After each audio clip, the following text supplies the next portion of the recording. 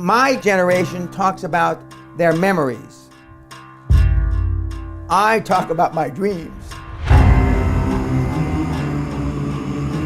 And I'm going to be the next American Prime Minister of Britain. Come on, Dan Pena. You know who the first one was? Churchill. What do you say to people that say, Dan, you promote violence, and we pass that? This is a kinder, gentler world, there's laws, all that stuff. Yeah, I'll say fine, stay poor. When you can take a guy who has amoeba for a brain, and he clocks up 40 million, you are God. You're turning 74 this year, and you're in more demand than ever. You work hard. I'm high on life, and my testosterone level is off the motherfucking chart.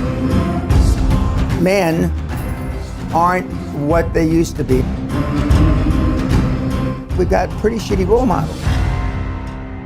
You're doing more here than creating wealth, Dan Pena. I know. You give so much back to this species to help get us to the next level. And I do think it's a matter of survival. And maybe you're going to end up saving us as a human race. And then Buddha, Allah, Christ, and Pena, and then we'll just forget those three.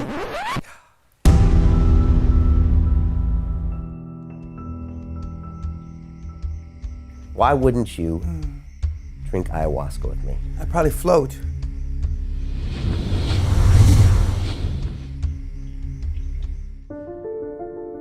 They say that the human race is doomed, that we have lost touch with our true nature, that the media has corrupted us, and that the planet has no future.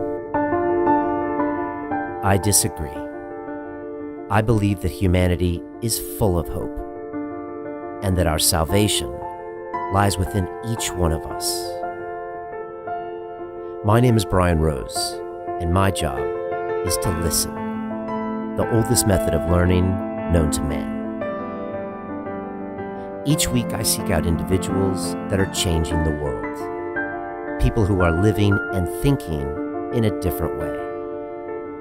Their stories will challenge your beliefs, make you question your choices, and perhaps inspire you to change. I never planned on doing any of this, but now I can't stop. Join me on this mission and make humanity something we can all be proud of. Love him or hate him, Dan Pena is back. He's the $50 billion man with the castle in Scotland. He's been in my life for the past 5 years. We've made multiple episodes. We made a movie about him. And Dan is basically my mentor. And on this show, he talks about how he created $50 billion of wealth for his mentees. It's really more like $1 trillion. And Dan, he's on fire.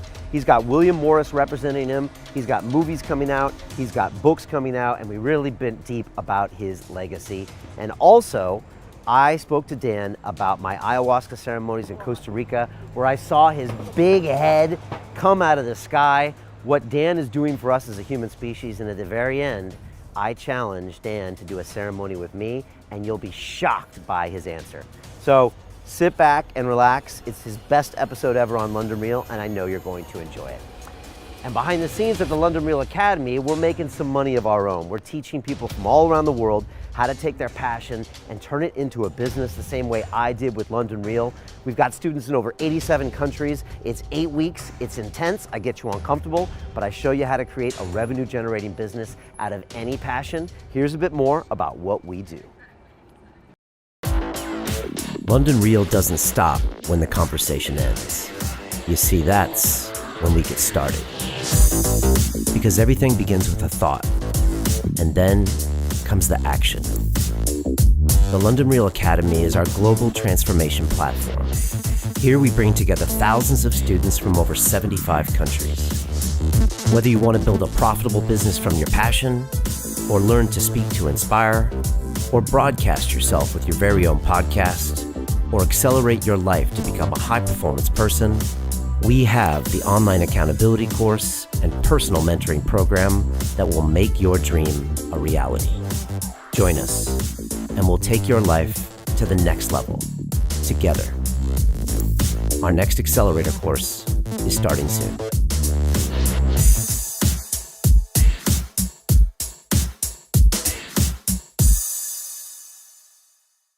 This is London Real. I am Brian Rose. My guest today is Dan Pena, the American-born businessman, entrepreneur, mentor, and founder of QLA, the Quantum Leap Advantage methodology, responsible for the creation of over $50 billion of wealth since 1993. Born in the barrio of East LA, you now live in a 15th century castle in Scotland, and for the past 25 years, you've been teaching your mentees and devotees a style of achieving high performance and super success in business and all aspects of life. You were featured in the London Real documentary film, The $50 Billion Man, which tells the story of our complicated relationship over the past 5 years. Our conversations on London Real have been watched over 20 million times. Mr. Pena, welcome back to London Real. Thank you very much for having me.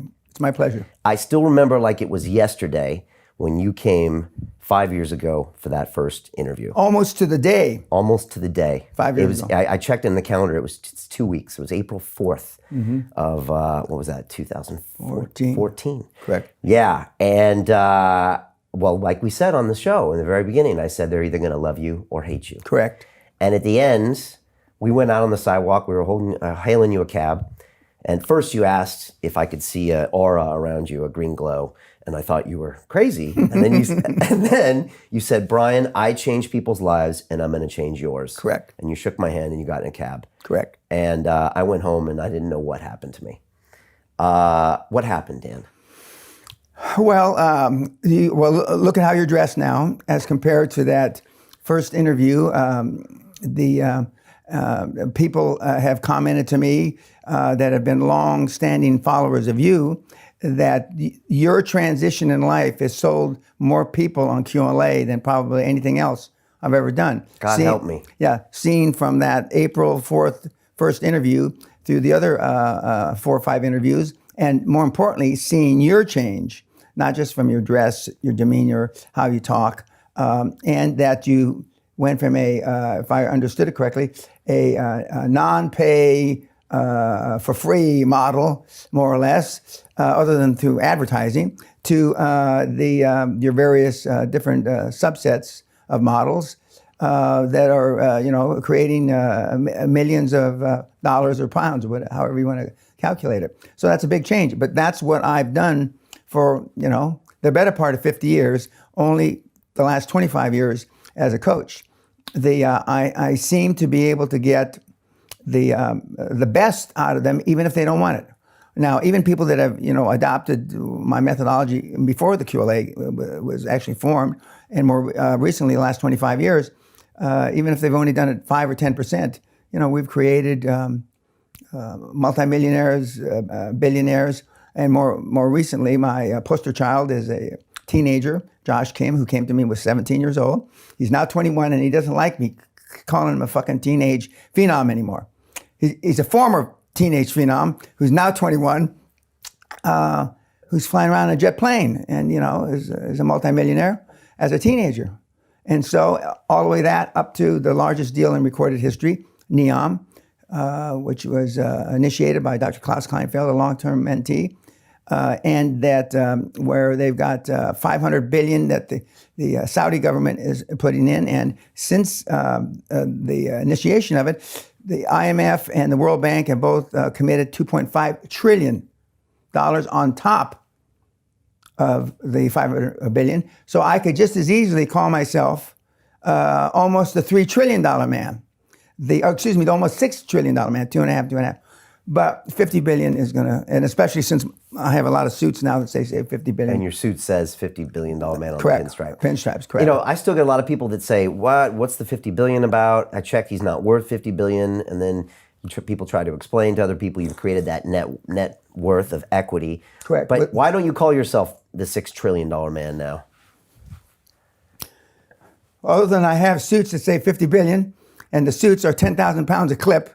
Not bragging, but and I haven't even worn them all yet. It's got a better ring I'd like when we're currently at about, without the IMF and the World Bank, we're currently at about 670 billion.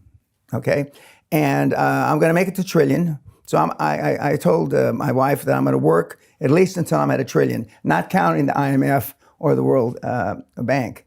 But but I don't consider it work. And 50 billion has got a ring to it. And it's all by serendipity that we even started. Because 23 years ago at the Harvard Club, they asked me, I came back for a second time, they asked me, how is your program working out? And I had 5 or 6 of the Harvard Club members had gone to the castle. Well, I said, well, just with the guys here in the room, we created 100 million. And I was looked at with great disdain because they didn't want to talk about money. Mostly because the 95% that didn't come were standing in, like Groundhog Day. They hadn't done anything. And so I didn't talk about money again for 16 years. But you got the idea.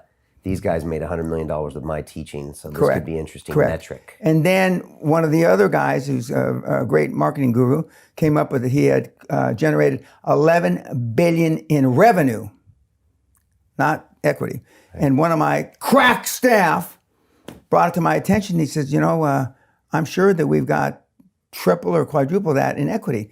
So 10, 12 days later, they came back to me. The first number they came up with was 34 billion we created. And he says, that's just preliminary. Then they put some feelers out. Then we went to 56 billion. And then we went to 64 billion. And then we stuck on, this is almost 10 years ago now, we stuck on the 50 billion. And it's more than enough to show that the system works. And what's most important, and the trouble I had 25 years ago when I first started teaching, coaching, mentoring QLA, is that even though I had taken $800, turned it into 450 million, that's me. They look at my skill sets, my gift to gab, my presentation skills, and then they turn themselves off by saying, we're not Dan Pena, we're not going to be able to do that. So for years, I've been building up a cadre, and now we've got, this is not much of an exaggeration, from Forrest Gump, literally, fucking Forrest Gump IQ types to 180 IQ. And the lower the IQ, the more money they make. Explain that to people. Okay. They don't get that. Okay. Guys like yourself. Yeah, how come I can be successful then? Okay, well, you could be a lot more successful if you had 30 points less IQ. Explain that too. Okay. This guy, everybody knows that you're a engineer, MIT, arguably, if not the best, one of the 2 best engineering schools, scientific type schools on the planet. Okay, and you're a graduate. I've checked. You actually graduated. You have a diploma. You have checked. By the way, Dan checks everybody out with private investigators. Whereas a lot of the guys out there that call themselves PhDs, etc., have no PhDs, or they bought it on the internet. But back to you. Okay. So you're an engineer by definition. Engineers are analytical. Okay, you get trained to be analytical, and quite simply, if you make a mistake, normally if you're building a bridge, you're building a rocket ship or whatever, a lot of people are going to die. It's just not you. So you're trained to be safe. Train us to be risk averse. Correct, and risk averse, and to get excited with all the details and the numbers. Yeah, it's like porn for us. Yeah, and trained to spreadsheet things to death. Okay. And what does that mean for people that don't understand? Okay, overanalyze it, analysis, paralysis by analysis. Which means you don't have to pull the trigger. Correct. You can just analyze it all day. Yeah, just because you hit the send button or enter button on the computer, doing the numbers again, that's not taking action.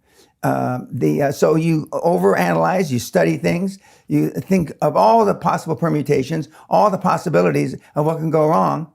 And if you do that enough, you'll come up with enough reasons not to do it at all. Because taking action isn't doing a spreadsheet. Taking action isn't listening to a podcast. Taking action is not reading a book, okay? Taking action is actually taking action. And that's why when we came up with a phrase to describe QLA, we borrowed Nike's. They say, just do it. So we say, just fucking do it, to add some emphasis to it. And but if you're an engineer, an accountant, a lawyer, a doctor, a scientist, a computer, a PhD, etc.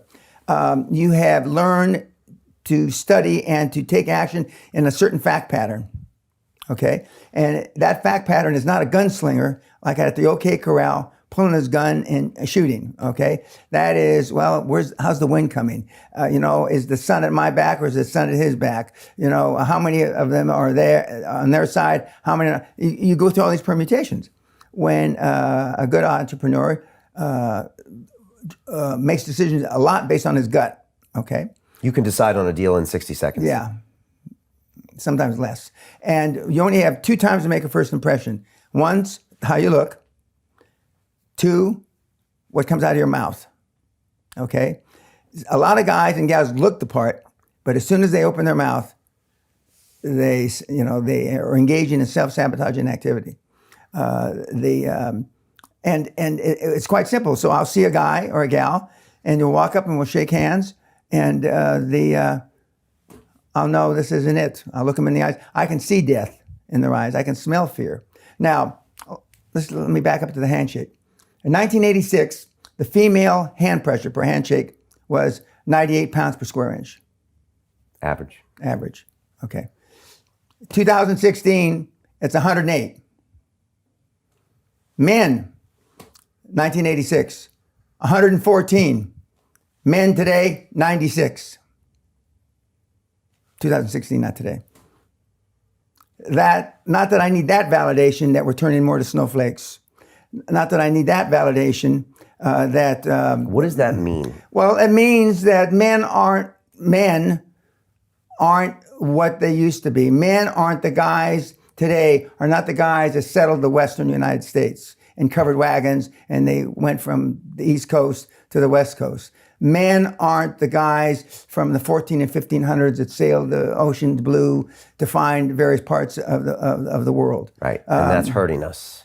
In a devastating manner. Because they're not pulling the trigger and not taking action and risks, which is how we survived. Correct. Instead, they are having self-esteem issues. Correct. Because they're being told that you shouldn't be aggressive. The patriarchy is bad. You have privilege and you need to tone it down. Correct. Well, not just tone it down, not have it. Right.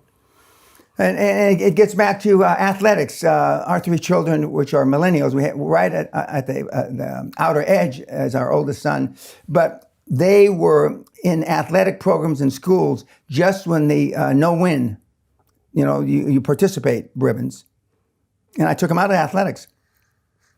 When they were, 12, 13, 14, 15, 16, 20-some years ago, that's when that started. And that was the beginning of the deterioration of my judgment, manly education. Now, so you're fighting back against that. Correct. And so this is a social experiment as much as a business. You're making it sound better than it is. That's not how I thought of it. And that's not how I think about it. But anthropologists, sociologists would say exactly what you just said. In fact, some very bright guys at some of the universities that I've had the privilege of talking at to the students have said the same thing. Right. And if you look at the evolution of the Castle Seminar, which I want to get to, it now features boxing. Correct. And even some of my team here at London Real said, are you serious? And they know you. And I'm like, yeah, for the last 6 months or 9 months, everybody, they box it out in the middle of Correct. a 7-day seminar Correct. where you're wearing suits and ties, being waited on by butlers who used to work for the Queen in Buckingham Palace, finest foods. I've been there. It's all real. And then they punch each other in the face in the middle of it. Correct. Okay. So this is the first time I've ever really seen it from this lens. So you're teaching. And just stopping. Yeah. Of the 24 people, normally 18 will go into boxing. And it's voluntary. It's voluntary.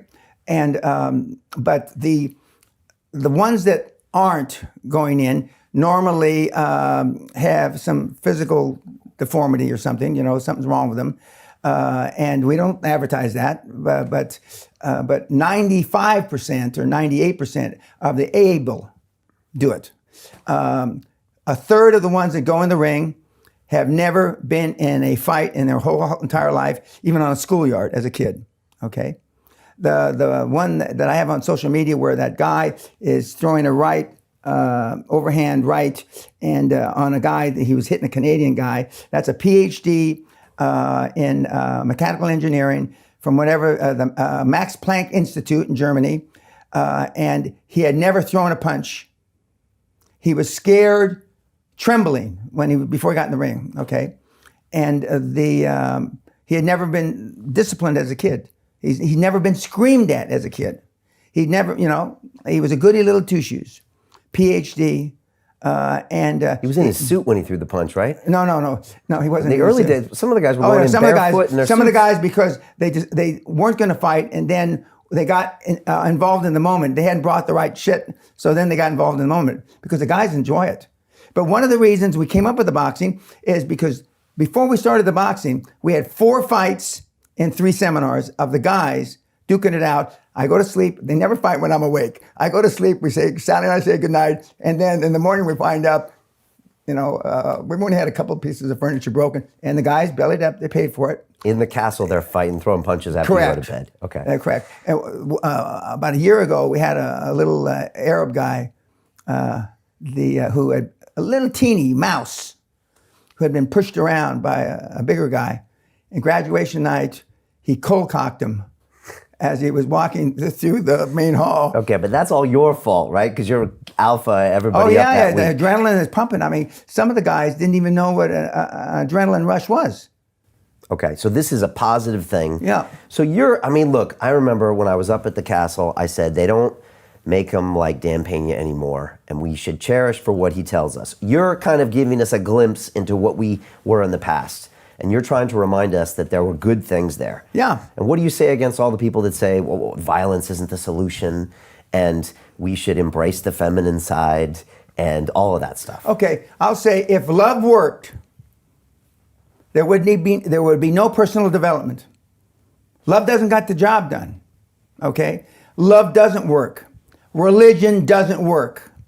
Nothing works other than if you have self-esteem as a human being. You're a better person, you're a better father, you're a better husband, better wife, whatever the hell, you're a better citizen. You take life more serious if you have self-esteem, if you have self-worth. I said at dinner the other night, Gallup poll did in 2016-17 a study. 86.6% of the people on the planet, of the 7.6 or 7 billion, are unhappy. They've locked out. They're not looking for anything in life. And I say I'd like to find the 13%, because most people are living hand to mouth. Most people are living paycheck to paycheck. Okay, that's why your programs are so successful, because you give them alternatives. Okay, that's why Dan Logue's programs are so successful, because he gives them alternatives, and the alternatives aren't being taught. When I was at these various universities I've had the privilege of speaking at, one of the first questions I ask is, how many classes have you had in buying a business? How many classes have you had in selling a business? No hands go up. How many classes have you had? This is the business schools. Right. How many classes have you had in leadership? None. Except for Naval Academy more recently, none. Well, then how in the fuck, what are they teaching you here? If you don't know how to buy a business, sell a business, and you can't lead the people, but they're not being taught. There's that You're many. trying to change all that. Correct. Okay, and what about the women that come? Are you not teaching them try to be men? Because you have women that show up. No. But we had the last seminar, we had 2 women get in the ring, and one of the women wanted to get in the ring with a guy, and I wouldn't allow that. I didn't know what the outcome was. Okay. But the women, I mean, they're throwing punches. Not like you used to see scratching the eyes out. They were duking it out. Yeah, they were pretty All good. right, so this isn't a social experiment, but looked at it from a social lens. You're trying to get people to kind of man up. Correct. Get the self-esteem back by any means necessary and start pulling the trigger. As long as it's legal, moral, and ethical. Okay. And what the kids have said, I tell them all, go where there's a rule of law. If there's no rule of law, QLA can't work. Or not can't, much more difficult. There's no rule of law. But morality and ethics swing in the wind, because everybody's morals and ethics are different. And the ethics and morality in Russia is different than in Connecticut, okay? And so that they have to, kind of feel the way through. But what was socially acceptable in the early 80s when I got started, actually the late 70s when I got started, isn't socially acceptable now.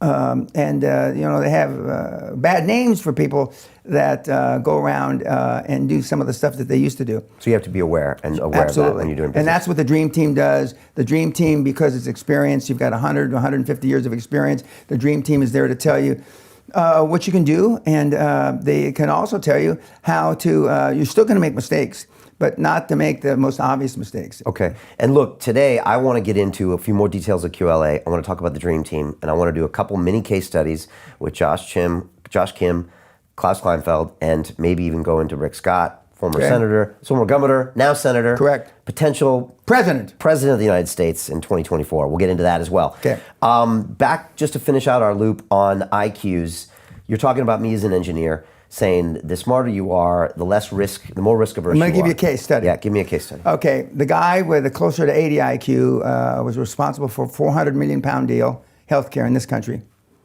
Okay, he was a joiner, carpenter. Right. Okay, he had 1 O level. For those of you in Britain, you know what that means. He had a D in joinery. Okay, 180 IQ. Let's go up about 80, 100 points. The guy is on the Hall of Fame, and he's doing with his 180 IQ. He went to university 4 days to take 4 finals each year. He never went to class. Graduated top of his class, and also computer science engineering. Okay, and he's doing 10, 20 million euro deals, and he's never even come close to a 400 million pound deal, because the computer scientist, you talk about fucking analyzing it.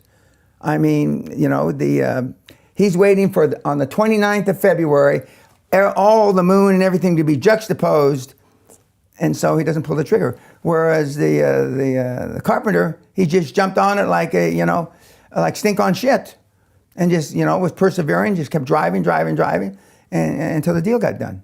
Okay.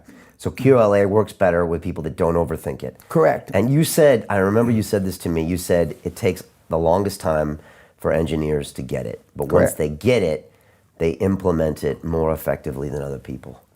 Correct. And why is that? Because there are advantages to the skill sets of the engineer. There's it's no accident that 40% of all the billionaires are engineers. That's not an accident.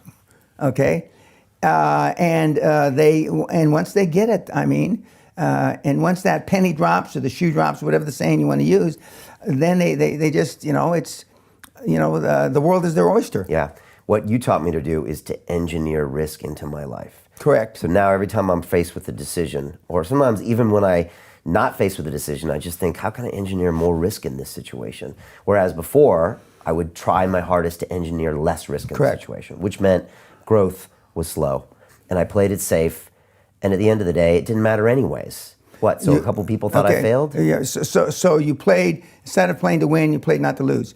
And one of the, not new concept, we talked about it when you were there a few years ago, but because I do change every seminar, and so we start playing with the slides, and we move some of the blocks around.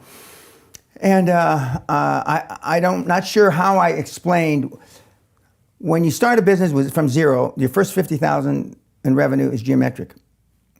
Your next 500,000. Explain that to people. So when you start a business, any business, those first 50,000 in revenue is geometric. Because it comes from zero, nothing. Right, it goes from 0 to 50. You're just obviously and then 50 from 0 to 500 is geometric. Okay, Microsoft started that way, Facebook started that way, Google. But then what people start doing is they start playing, instead of to win, they play not to lose, and they start not doing the same things that got them the first geometric growth. But the other more important thing, in my judgment, and it's really proven beneficial to the kids in the last year or two, is that first million in revenue, because we buy revenue. It's easier to buy revenue than create it. That revenue that has $1 million now, we don't know how much he spent or they spent to create that $1 million. So when banks see that, you're de-risking the commercial debt. You're de-risking because you're having cash flow, free cash flow that covers debt service based on somebody else. It may have taken them 25 years to get $1 million in revenue. And you're buying it in a week, a month, right. 6 months. And when you say buying it, that's through acquisitions. Correct. Which we're going to cover later with QLA. But it's a really interesting point. You were out in California, one of Elon Musk's companies, Hyperloop, talking to those guys, and you made this point. They had the MIT engineers and everybody out there. They knew my story, but they got it right away. When you say, hey, when you buy that revenue as an acquisition, you basically, you've seen them on this whole journey where normally they would have to take a lot of risk to get that. Correct. You can buy that. Correct. In a heartbeat. And then a big guy stood up, and I don't know if he was an engineer or not, but I know he could block out the sun, he was so big. And he said that I've seen the transition, and for those of you in the audience that haven't seen the transition of you, Brian Rose. Yeah, Brian Rose. Me. Okay. Yeah, and he he Caltech said, guy or MIT? I don't know. Okay. I don't know. All I know is of course, then the other guys, they're skeptics. Engineers are skeptics. They want to put a goddamn rocket ship underground. A million things can go wrong with that thing, right? Yeah. But all of a sudden, they're optimistic. They're optimistic. But about me trying to explain buying revenue, well, I don't know. But when the engineers get it, okay, they get it. And how does that room full of some pretty high performance people, correct, at a smart high performance guys, company working for probably the highest performance CEO in the world, Mr. Musk, how do they handle it when they now Musk has not disassociated himself. He's turned over the loop. Yeah. Okay. This is that underground high-speed tunnel. There's an Italian guy, and his name escapes me, who's now the CEO of the loop. And but I mean, they understood. In fact, they want me to speak. They're going to do every third or fifth Saturday. They get together. They rent a movie theater, and 5, 6, 7, 800 of them come together. And so I'm going to get my schedule in the next few months so I can go speak to them on a Saturday. But they understood the deleveraging immediately. They understood that it took the risk away. Right. Okay. And we'll try to get more into that later as far as that concept of buying revenue. I want to talk about how busy you are, because you've been going around speaking with, you've been talking directly to the Navy SEALs, the Naval Academy, places like Hyperloop, big universities. You also have 12 events at the castle this year, correct, right? Including hardcore, 1 or 2 hardcores? 1 hardcore, 11 regular. I mean, that's the most you've ever done in a single year. You're turning 74 this year. Correct. And you're in more demand than ever. Correct. From a younger audience than ever. Correct. And you're making more money than ever. No. I mean, for them. More net worth. Oh, absolutely. In fact, I looked at it before I drove over here. 51% of my demographics comes from 15 to 34. Okay. Call it 50%. Okay. Okay. 15 to 34. And even though the 15 to 25 is only 20%, they exist when 10 years ago they didn't. And the 40% is from 25 to 34. So, as I said at dinner, my demographics have gone upside down. And it's because the young kids, don't want to make the same mistakes as their parents. And as I told you, when I asked the audiences, and I asked the Hyperloop guys, how many of you would want your kids to be like you? One guy put his hand, well, parts of me. I don't mean parts of you. Okay. Next, how many of you would want your kids to be like your grandparents? The same guy. Parts of my dad. Parts of, meaning no. Nobody. I mean, and so, and what yet. What does that mean? What does that mean? Well, that means that for the most part, subsequent to the Second World War, my dad's generation, we got pretty shitty role models. We're not proud of what we've done. No, we're not. I mean, I wanted to grow up and be just like my dad, and I know my kid brother, same thing. He wanted. I thought all fathers were alpha males, because my dad, not that he hung, but the guys that he was associated with were either World War II and Korean veterans, like he was. These guys were, I didn't think of it that way. I mean, but they were fucking hard ass. Right. And for people that don't know much about Manny, your dad, brief synopsis on what he was like and who he was. Well, he invented tough love. He was hard as nails. His dad passed away before he was born, a couple months before he was born. So he said, well, the Navy and the military made a man out of me, so he raised me as if we were in the military, even way before I went in the military. So he volunteered for 2 wars. I volunteered for 1 war. My dad, when he retired his first career as a 28-year-old veteran of the Los Angeles Police Department, had 702 days statutory leave he hadn't taken in 28 years. Now, if you do the maths, as they say in this country, that means he never took a fucking day off in 28 years. I.e., there was a 26-year period in my life, I worked every single day, including the day I got married. 26 years. The day you got married? No, I worked some the day I got married, okay? And but it's not work for me. My dad loved what he did, and I love the results of bringing people across the goal line and allowing me to call myself the greatest of all time vis-a-vis creating wealth through equity. But we're not teaching that anymore. No, we're not. We're not teaching people about holidays and correct time off and four-day work weeks. And they've got another thing. It's not some kind of quick time or something where they don't even keep track of your hours. Oh. They only keep track of you getting the job done, but the bars are so low. I could get the job done in a weekend. I told you the story. Our youngest son, when he was in graduate school, he sent me over 4 case studies, and on a Thursday he said, "Dad, what do you think of these?" And I said, "When do you need the information by?" He says, "Sunday." I spent 8 hours, 4 case studies. I sent it back to him. He thought that I had my students, my mentees, do the work. And when he turned it in, this is 1 quarter's work for a team of 4 graduate students. 1 team. I did it in 8 hours, the work. What the fuck do you do all year? I asked him. He says, well, he said, we study there's nothing to study. These are the facts. I mean, Jesus Christ.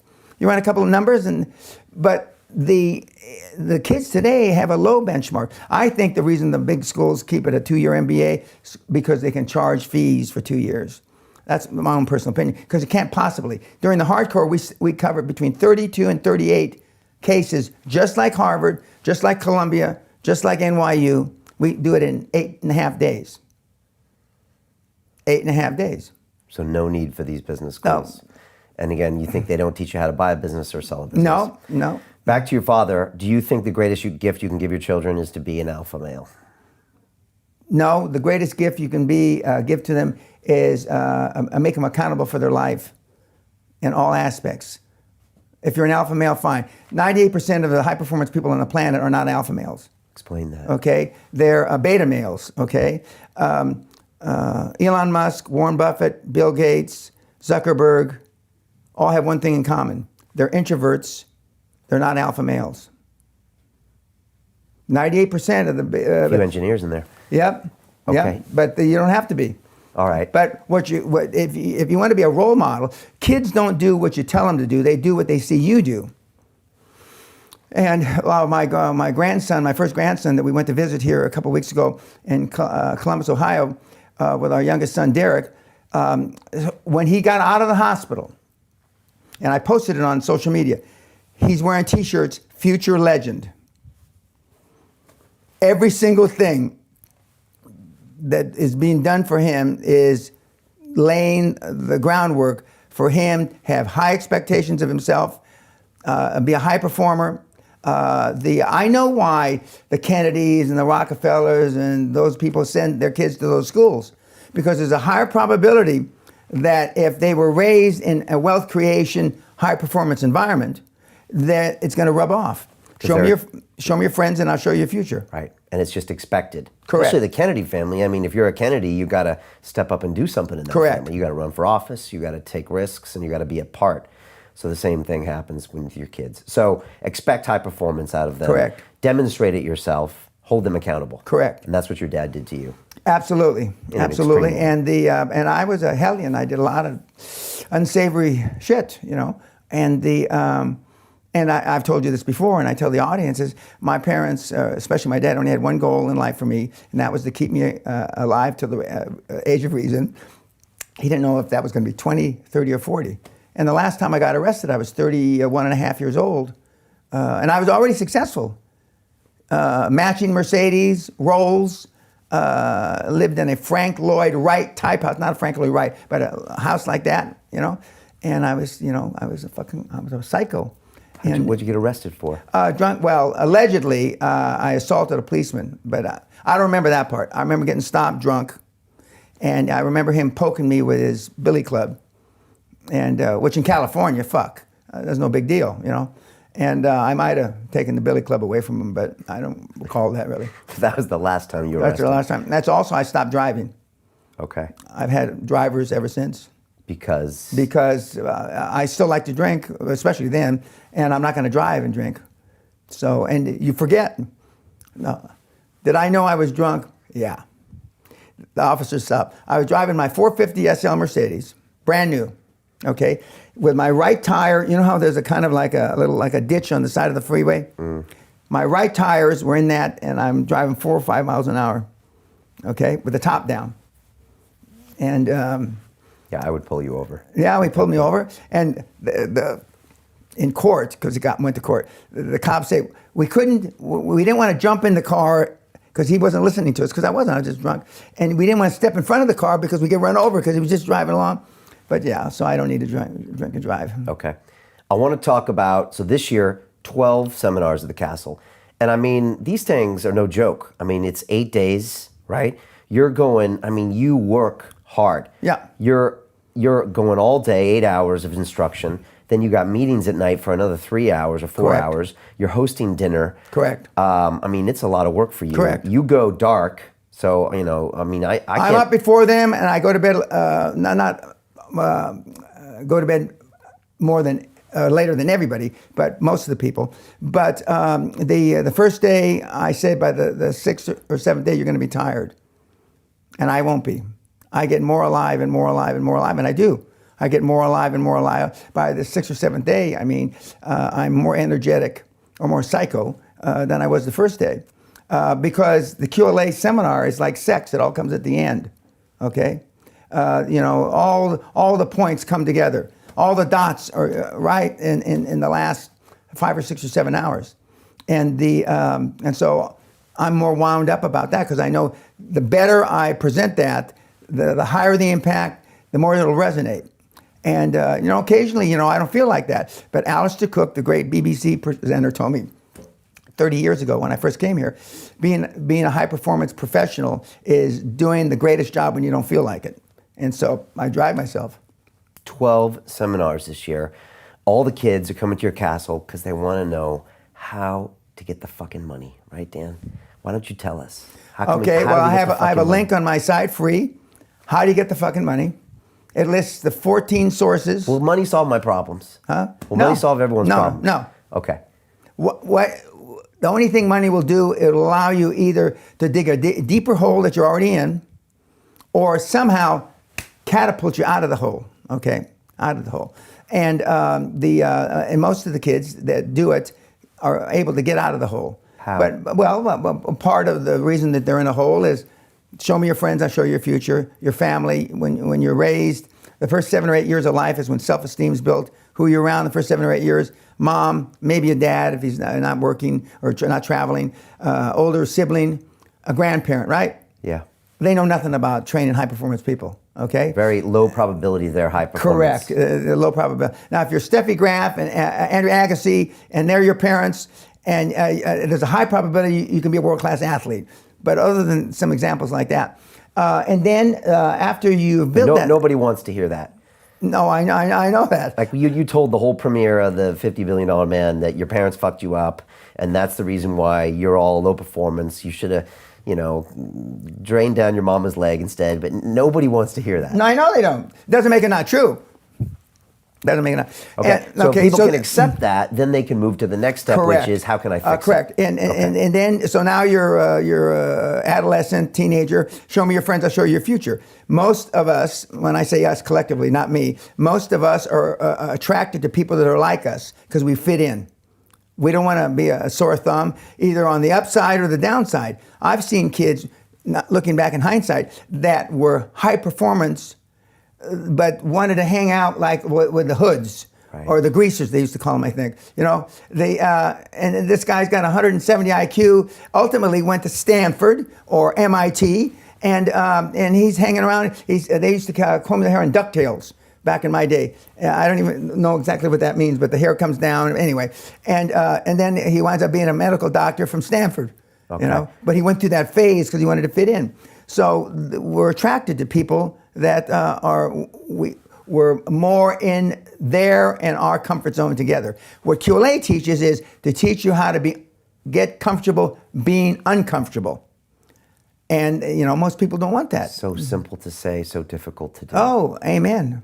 Because subconsciously, your brain is always trying to get you comfortable, and it will tell you any story as to why you shouldn't go do that. I don't have the money, I just got married, I just got divorced, I just got kids, a Brexit, blah, blah, blah, blah. It's constantly trying to convince you not to take the risk. Correct. And the irony is that you can always come up with a reason.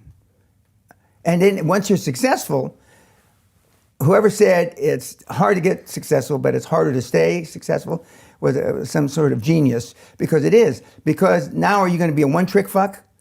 Did you do it one time? You know, was it just by accident? So I'll sit on my assets, and I'll covet my assets, and I'll do everything humanly possible to play not to lose instead of playing to win.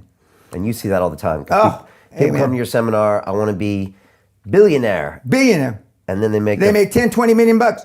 I never hear from them again. Why? Never hear from them again. Because they'd rather just sit back. I mean, and you know, I don't know how $20 million or 20 million pounds can change anybody's life, but it does. I had a guy make 4 or 5 million pounds. I didn't hear from him from 2004 or 5. He wrote me a letter on HSBC letterhead, signed by the vice chairman of the company, saying he had proof of funds in his bank account, $840 million. So he kept going. Yeah, but I mean, you know, we've got a number of people that have made, you know, a lot of money, but part of the deal is if you don't want me to share it, I won't. But when they're dead, that's obligation. I'm not suffering under that obligation anymore. You know, I'm going to be screaming from the high heavens. So you're yeah, we've got a couple of German industrialists that are, you know, I wish them a long life, but if they don't have a long life, you know, my numbers are going to go up dramatically. And so, just to be clear, the money isn't going to solve your problems. No. But, man, I think this is a good point to make. The pursuit of getting that money, or the actual getting that money itself, is going to change your life so much. You'll be going into the risk, changing your peer group, getting uncomfortable, working hard at something. That in itself is potentially going to make you a better person. Yeah. Increase your self-esteem. Right. You say guys walk into the room, they look 6 inches taller after they've done their first deal. I told you about Roberto. He asked me, he's from New York, no education, and he's in retail software business. And he said his benchmark was going to be, it's going to cost me $20,000. What kind of return of investment can I expect? Or is the average? I said, there is no average. 10 months after he left the seminar, he closed a deal where he made $30 million on the $20,000 investment. He kept $20 million, and he gave $10 million to his team. That's highly unusual to give $10 million bucks to your staff, but he did. Okay, but based on the 20 million he kept, he made 1,000 times on his money in 10 months. And I mean, he's not the best deal we've had. We got a guy who bought 5 hotels. I keep saying hotels, hospitals last year, and he used to make 35,000 euros a year. And he's coming back to the seminar next month. And he's worth today. He's worth, depending on the multiples, between 40 and 60 million euros. And he's a nice guy. And in fact, I mentioned to you last night, Dan Loke is coming to the seminar in August, bringing some of his ninjas with him, and because default's a bitch. Because let's just take you. These guys all think you're Jesus Christ superstar. I don't know why. I don't either. Believe me. Okay, but they do. And you have a tremendous following. You got a lot of kids. And I call you all kids, as you know. You got a lot of people. And it's easy to slip back into, I'm not going to push myself. Because when people blow smoke up your ass constantly, 24/7, 365, it's a good feeling, Even the most vigilant, high-performance person will be subjected absolutely. to that. You've seen that. That's why guys like Gates, the late Steve Jobs, Elon, they don't hang. Eagles fly alone. When it's hard for the birds that are flying at 10,000 feet to blow smoke up your ass when you're at 25,000 feet. And but it's not easy. It just isn't. So they're disciplined to go back and correct. get a fresh. They're going back to refresh. Plus, I mean, even the seminar a year ago is different than the seminar today. Okay. Because we take what works today, last week, will be in the new seminar in a couple of weeks. Now, the easiest example to show is from back when the seminar was in the late 90s, early 2000s. We were writing letters. None of this was digitized. Okay, so all our templates were a letter. Okay,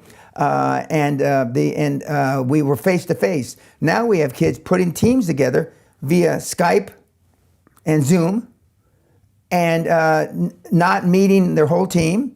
Those are mostly young guys, okay, that their internet skills or social media skills are better. But the older guys, or the guys that are old school, still want to see eyeball to eyeball. So they travel. And I'm a proponent of that method. But I mean, Josh Kim didn't meet everybody up front. I mean, he met a couple of them. Okay. Let's talk about some of this process. As far as what happens at the castle. First of all, how much is the castle experience? Castle experience is 15,000 pounds. Okay, about $20,000. Yeah, that's all in. You got to get there and you got to leave, but we feed you and we do all the stuff. And it's 7 days or 8 days? No, it's 7 days. 7 days. Okay, you can come early if you want. Okay. No, you can't come. You can't come early. We have people at the gate 2-3 days early. Just camping out. No, they want to know if can we just get the I don't want to make a fool of myself the first night at dinner. And not everybody knows how to use forks and knives. I'll just leave it at that. We had some people this is a slight exaggeration, Texas. They put their knife and their fork in their hands like this. Where's the food? And the point is they come to the castle so you can teach them a lot of things. And first of all, you're isolating them from there at the West. I remember when you got me up there 4 years ago, I was like, all right, what's happening to me there? You're isolating me from everybody else. You're going to indoctrinate me with a certain way. I had to dig out my suits from the city that I hadn't worn in 4 or 5 years. I didn't even wear suits at the end of my city career. I was over it. And I got all that up. We're obviously fed by you, butlers, and waiting on you hand and foot. And you get 8, 9, 10 hours plus, actually, because you homework at night and movies at night of QLA 7 days in a row. Correct. That's what happens. Correct. Why do that way? Because no one in the world that I know of does that. Well, one, because it works. Two, I want to get you as uncomfortable as humanly possible from vis-a-vis your old lifestyle. And that does. It starts with the suits, the formal meals. Certainly nobody, we've only had one guy in 25 years that ate like that every day, and he was a bastard great-great-grandson of a pope who lived in a big 300-bedroom palace outside Rome. He's the only guy that's ever come through the seminar that was not uncomfortable for. We drive you the 10, 12 hours a day, as you alluded to. We have homework. Most of the guys, in fact, I don't know anybody that has a 2, 3, 4, 5 day seminar that has homework at night. Everybody's out getting fucked up, drunk, whoring around in the city, wherever it is. And I read the homework, and based on at lunchtime the day after the homework, you turn in your homework, and now I read it during lunchtime of the following day. And if I don't like the answers, I can either throw you out. If you're taking it, for granted, the gym privileges, there's rarely any time for the gym. But if I don't like one guy's homework of the 24, no gym privileges tomorrow. If somebody's late to class, no gym privileges. If you're late to a meal, no gym privileges. Okay, and we hold you accountable. And you're accountable when you fuck up. You're fucking up the other 23 guys. lives, guys and gals. And peer pressure is good. Peer pressure is good. Peer pressure works. And what kind of businesses are we talking about? And the businesses that you're personally involved in are always only the ones that involve your mentees. Yeah, I don't do anything, and haven't for many, many years, that doesn't come through a mentee that I personally train. Most people don't understand that. Why is that? Well, because then I don't have to program you. You know, I know what works and I know what doesn't work. I know private equity doesn't work for you. It works for the private equity guys. I know commercial debt, where you're not being diluted in the ownership, works. I know you can fund things with commercial debt. I know interest rates are the lowest in 5,000 years. Okay? So I know all that, and I don't want to have to reprogram some, cowboy from Belarus or from West Covina to explain to him. And because you've seen, because during the class we have normally 2 to 3 webinars per seminar day that are from guys that just left, that are in the trenches showing you how to do it. And we have like one alpha male guy, and there are not too many of those. And then we've got some little nerd who wouldn't say shit if it was in his mouth. And then, and we give the whole spread of personalities. And you get them on a video, and they're in their office, they're 4 or 5 months in, they're like, look, this is what I'm doing. This is my dream team. Correct. I'm rolling up these companies. This is what I'm struggling with. This is what I'm not. And almost always they say, I know Dan doesn't need any validation, but it was like deja vu from the webinar that we saw 5 months ago when I walked into the PricewaterhouseCoopers office. I mean, there were 5 partners in there. The more partners in a meeting, the better they like it. I had my script, and our board has taken the decision to review all our professional relationships, including accounting, law, and banking. And how can PwC, how can KPMG, how can BDO assist us in our growth? You've sent them an executive summary. You're going to dominate whatever it is, the industry you're in. You've got a board, a dream team of 150 to 200 years of experience, $25 billion of deals, 100 or 150 deals, whatever. And you're following the script. You're following the script. The QLA script. Yeah, and there's only 4 or 5 questions. It's like a politician. Politician has 3 talking points normally, maybe 5 if he's smart. No matter what question you ask the politician, it's one of those 5 answers. We're no different. We got 5 answers to 1 million questions, okay? The board has taken the decision, and the words are a little different in this country. The board has taken the decision. In America, you don't say the board has taken the decision because they don't know what you're talking about. Take what decision? We've decided to in American. Okay, so you give them that recipe on how to do it. Correct. And they see in real time the people executing it. Correct, and we give them 3 to 5 of those a day. Then more recently, since Josh just got there in August, we retaped interviewing process. How do you interview a chairman? How do you interview a potential seller? And how do you interview a financial institution? And we've got Josh, and I play the bank, or I play the seller, or I play the potential chairman, and he sits there, it's on in film, and he shows how easy it is. And most of the kids, because the scripts are only 6-7 minutes long, that's it. That's with questions. And as Josh says, and this is online on social media, after 3.5 years, 95% of the things I worried about still have not happened to me, and I've made 4 acquisitions. What was he worried about happening? Well, he looked young. He was 17. He looks 10. His age has only come up once, and it was about 6-7 months ago. In my opinion, it was a jealous 29-year-old banker that saw a kid with no college education, homeschooled, got $10 million in revenue, and he said, well, how old are you? And Josh answered him appropriately. I don't think, age has anything to do with it. We have, 120 years of track record, and we got $9.6 million in revenue. I mean, what's my age got to do with anything? And that's the right way to answer it. Okay. But he's not the. We have other kids, that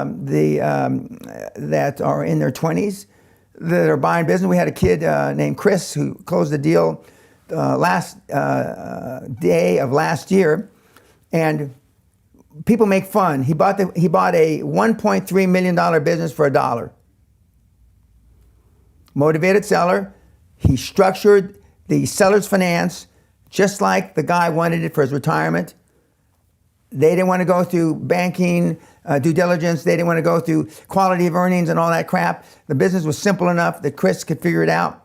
And and he says, oh, because you have to have, money has to change hands, otherwise it's not a deal. Here's $1. We've had probably 40% of our deals, 2017 and 18, are 100%, owner financed, at least 50% to 100%. We had a deal close a few months ago, 99% owner financed. I said, well, why 99? Because there was a secretary that had 1%. And you had to buy her out. Yeah, and she didn't want to buy out. What industries are we talking here? What is the big thing that you push? Healthcare is hot. Okay, Josh is in healthcare. Correct. Kind of low end, yes. low price healthcare. Telehealth is super hot. Okay. Where you video call health. Correct. Yeah, okay. But cybersecurity is that going to stay hot? Telehealth. Yeah. Okay. Yeah. Cybersecurity is the hottest of all. Still, but now instead of buying them at 4, 5, 6 times cash flow, you're having to buy them for 8, 10, 11 times cash flow. But then you're using more owner finance. Now, virtually everybody that's listening to this has heard in America or here in Britain, no money down house buying. No money down. Everybody knows that. This is the same principle, except it's no money down company buying. Explain that to someone where they don't understand. You've got a $100,000 house, okay? You're old, you want to move to Miami, it's too cold here, whatever. Okay, I say fine. Let's say the house is $100,000. I'll give you $125,000 for the house. I went 10 years to pay. First year, no interest. Second and third year, interest. Fourth through the 10th year, interest and principal. Amortizing the principal evenly over the fourth through the 10th year.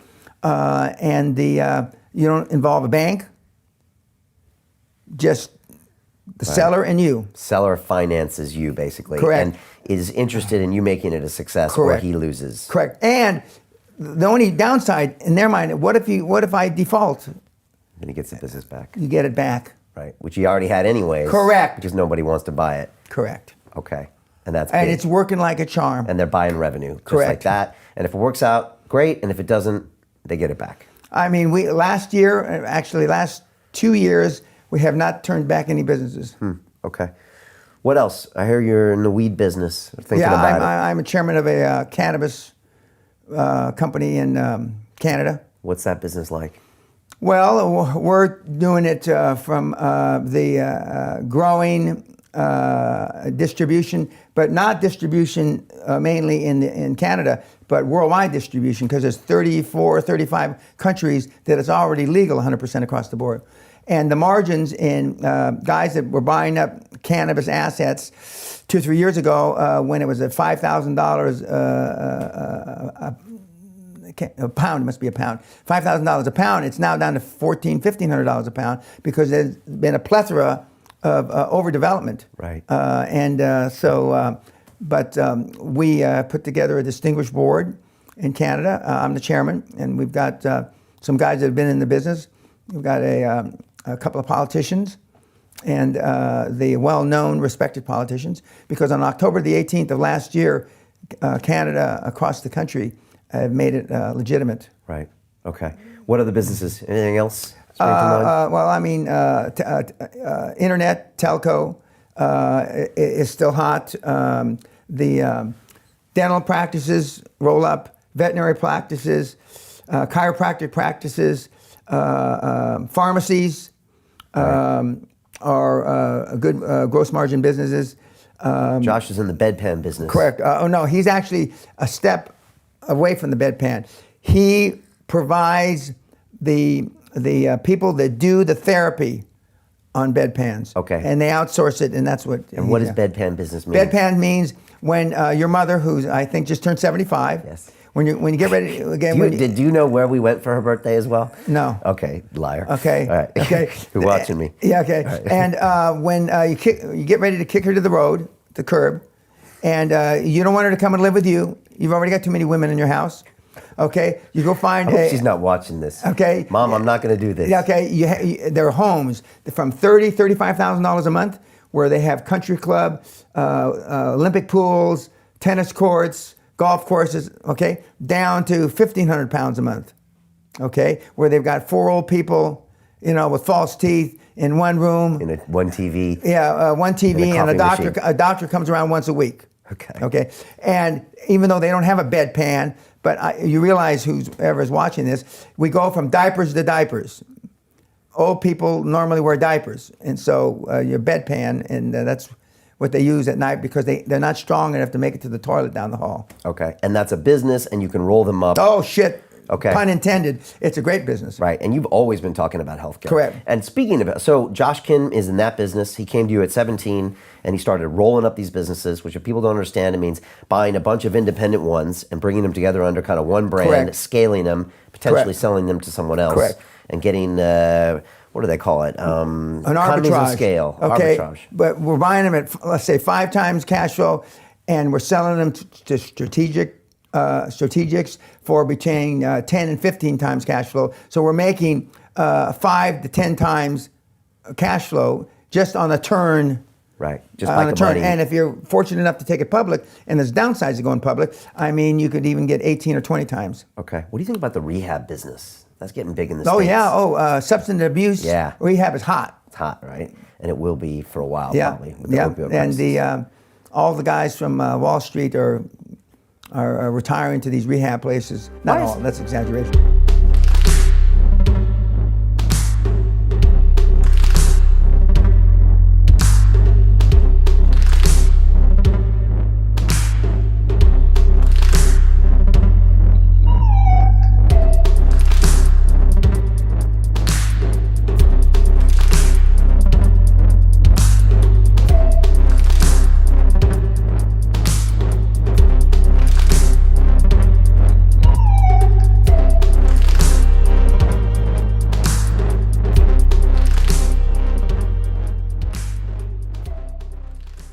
Hi, it's Brian Rose from London Real. You probably know that we've just recently been re-platformed on YouTube after 25 months completely in the dark.